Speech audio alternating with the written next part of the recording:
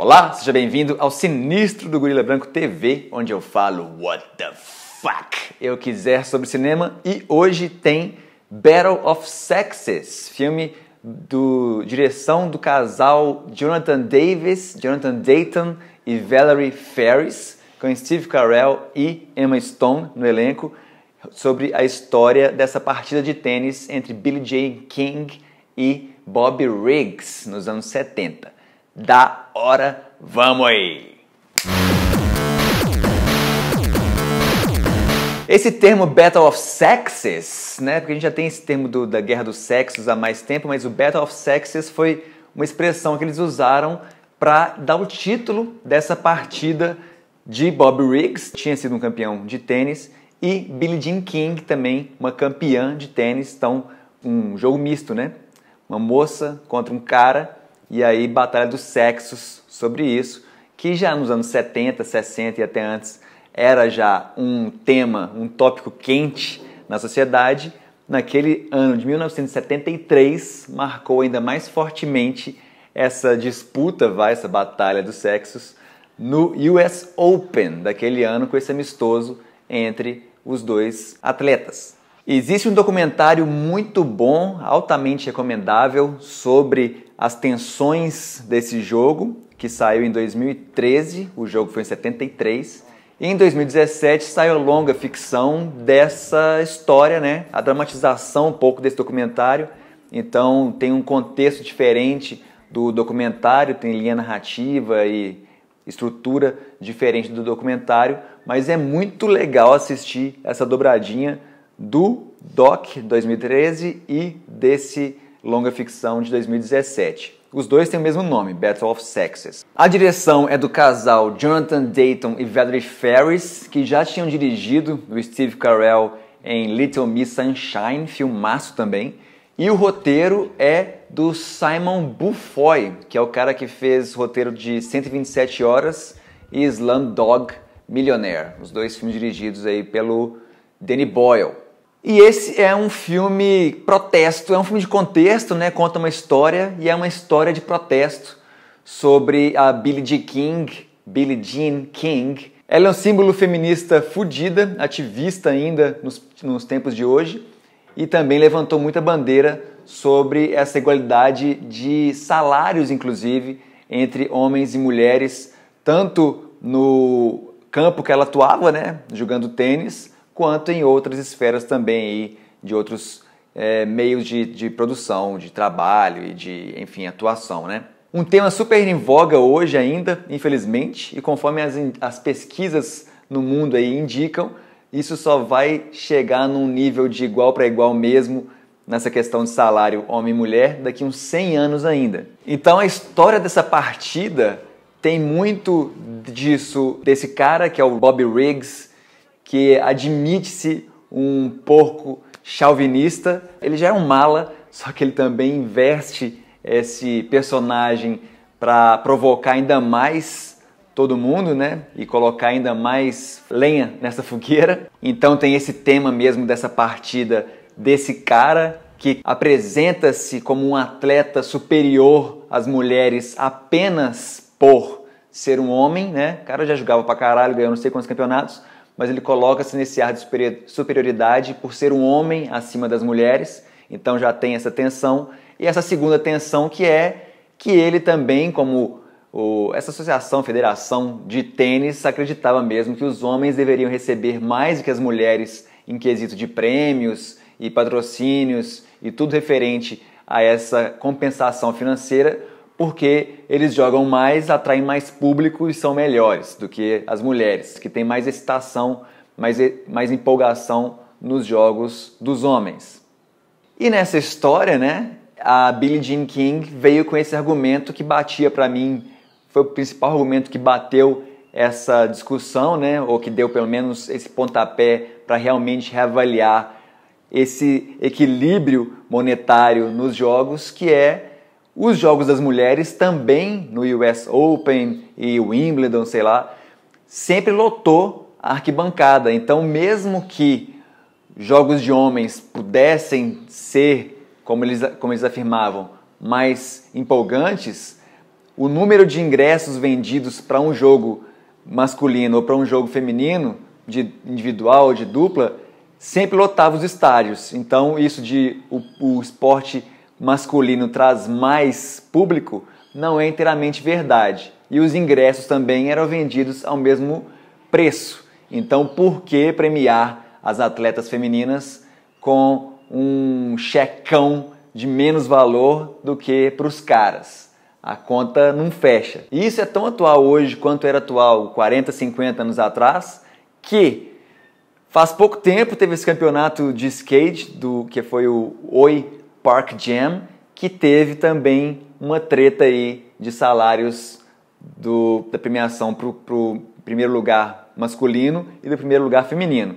Já entro nesse quesito, mas quero voltar aqui à conclusão do filme, né? Essa história é muito massa e tinha mesmo que ser recontada por conta, principalmente, de trazer esse debate de volta, que é sempre bom colocar isso na pauta para ver mesmo essas diferenças e essa discriminação e como é que a gente pode começar a amenizar esse aspecto para tentar realmente chegar num pé de igualdade. E o jeito que isso foi contado, pensando no período histórico da história, é muito legal. A direção do casal, né, Jonathan e Valerie, junto com o diretor de fotografia, que agora eu perdi o nome, mas vai estar aqui na tela, eles pensaram em recontar essa história que antecede essa partida em 1973 com essa estética de um filme de 1973. Mas, diferentemente de filmar hoje, pensando só nessa nostalgia estética de como é que esse filme é ambientado nos anos 70, como já foi feito em vários outros filmes mais atuais, né? Eu assisti um filme bem merda do Tom Cruise, que é o Made in America, um filme ambientado no final dos anos 80, começo dos anos 90, né? Porque tem uma parte lá com Pablo Escobar e tal.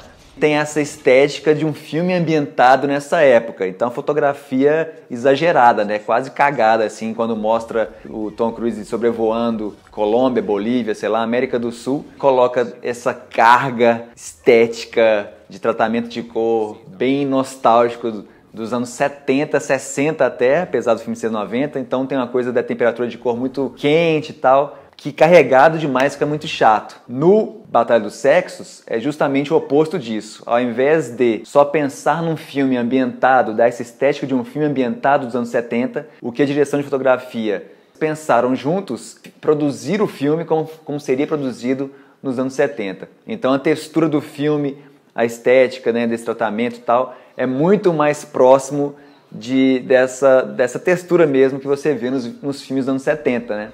O jeito de produzir, as câmeras e tal, eles tentaram reproduzir esse mesmo setup que era usado nos anos 70, ao invés de apenas filmar hoje e pensar só na direção de arte, nos figurinos, nas locações, nessa produção, como se fosse nos anos 70, ambientado nos anos 70. Não, eles pensaram em produzir como se produzia antigamente. E isso transparece, vem na cara, assim, porque o filme realmente tem essa qualidade de filme dos anos 70. E o outro aspecto, né, desse filme tem essas duas temáticas. A primeira dessa partida, o contexto histórico do Bobby Riggs versus Billie Jean King, essa coisa do machismo da época, né, mas enfim, de um pensamento vigente da época, de homem versus mulher e tal.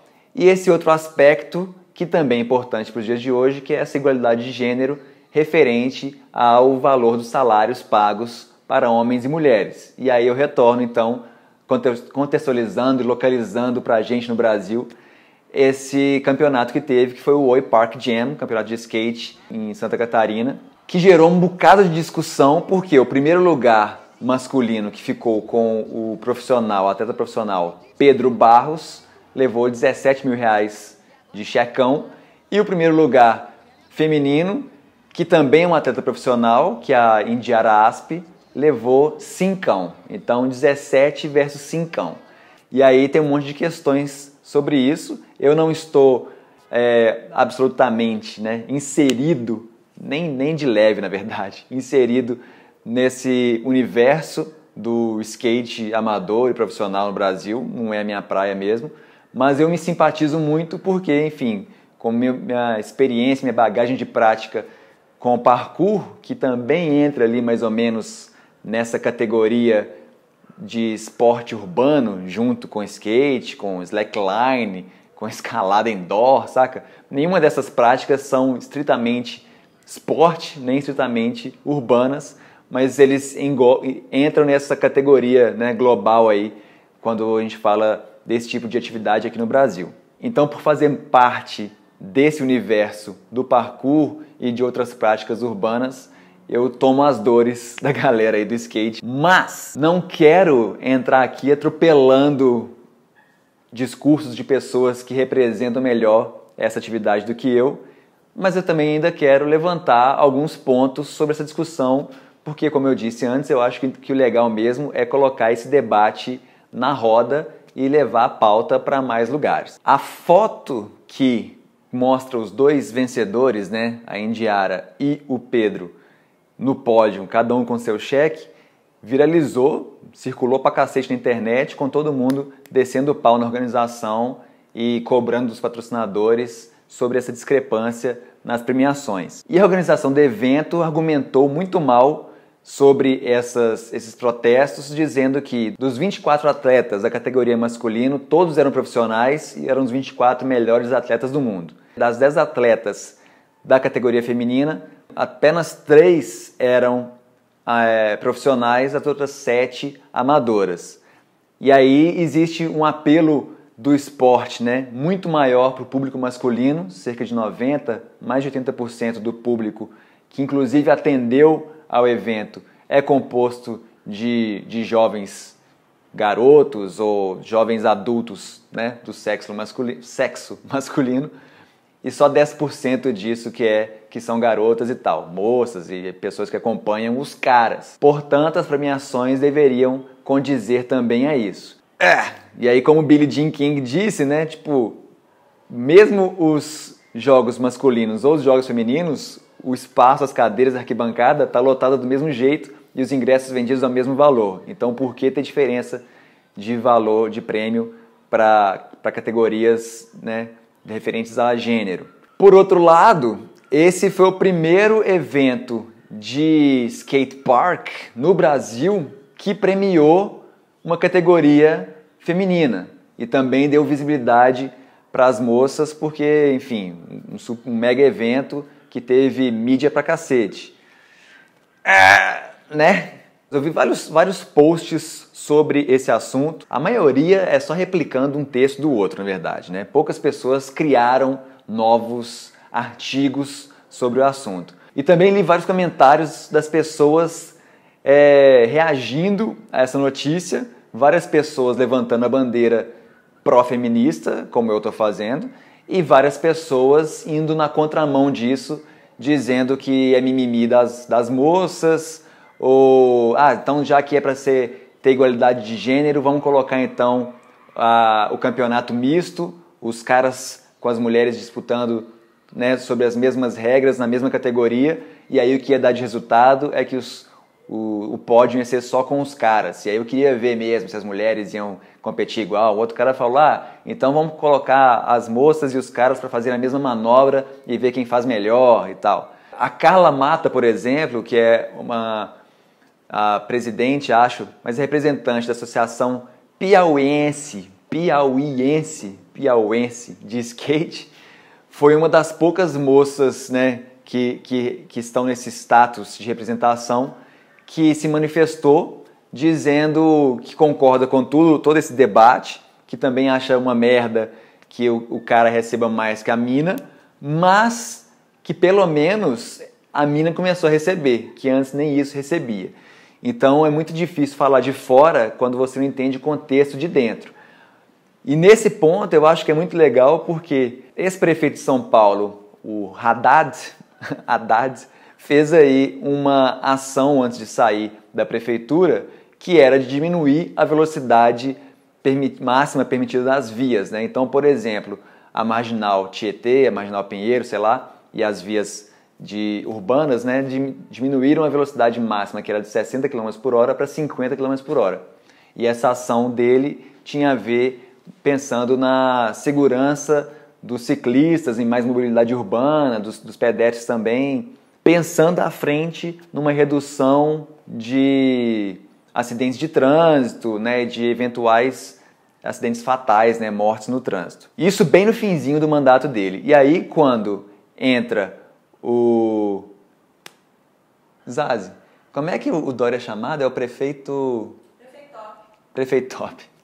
E aí, uma das primeiras medidas que o prefeitop gestor Dória faz quando ele assume a prefeitura de São Paulo, referente a essa mudança de lei que o Haddad tinha feito, foi voltar a velocidade máxima permitida das vias de 50 para 60 km por hora. Em termos práticos, essa diferença é pequena, mas o efeito simbólico disso, como o Haddad colocou, é grande. E aí que o campeonato Oi-Jam Park, primeira vez que eles estão pagando as moças da categoria feminina, mas se eles tivessem culhão para premiar igualmente tanto as moças quanto os caras, o efeito simbólico disso teria um impacto muito maior e abrangente, né, para determinar também, para pressionar outros campeonatos, tanto dessa prática de skate quanto outras práticas dessa categoria